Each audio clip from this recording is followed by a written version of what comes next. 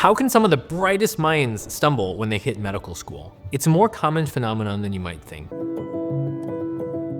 For privacy reasons, and so I can tell you more of the actual stories, I'm not going to use their real names. So the first one we'll call the golden child of academics. He was basically like the dream of, I think, every parent of what their child will become, whether it's academics or, anything. He went to Princeton for undergrad, studied science, and then went to Harvard Medical School. He was charming. He was consistently very high achieving. He worked super, super hard. It was like there was nothing that he couldn't do. He could memorize huge amounts of information, and he had an excellent recall of facts and details. Now, despite his stellar background, he found himself struggling in medical school. I remember one question that we were working on together, and he was kind of beside himself. He was like, I don't understand how UWorld can contradict itself. In this UWorld question, here is a diverticulitis patient who they say like the management is IV antibiotics. But here, look, this is like a different question, but it's also on diverticulitis. And here they're saying that you have to immediately go to the operating room. Like,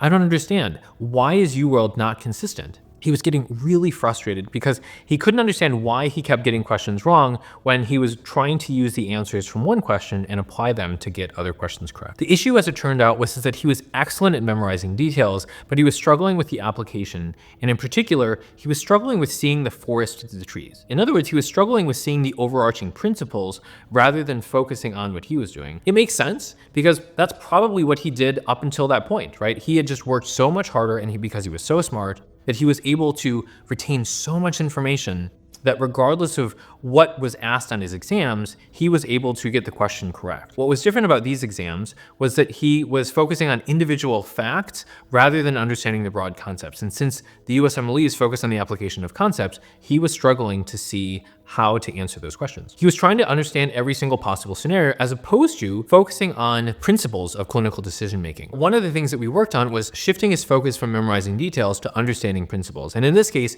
it was understanding a very specific clinical principle of management. What we talk about with our students is that to understand any management question, you have to understand two things. The first is that you have to understand the diagnosis. And second, you have to understand the severity. And what most people do is they focus only on the diagnosis, and that's what he was doing.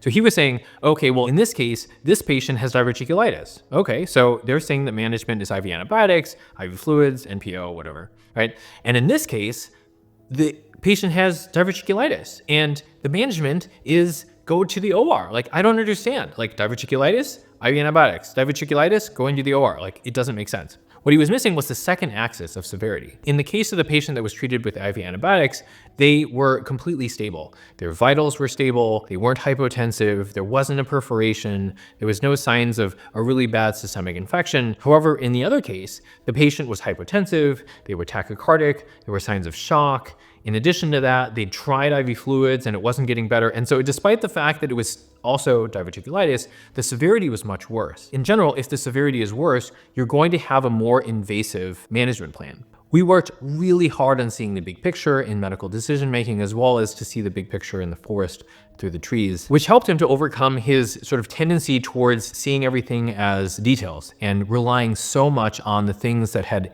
made him successful up until this point, which again is hard.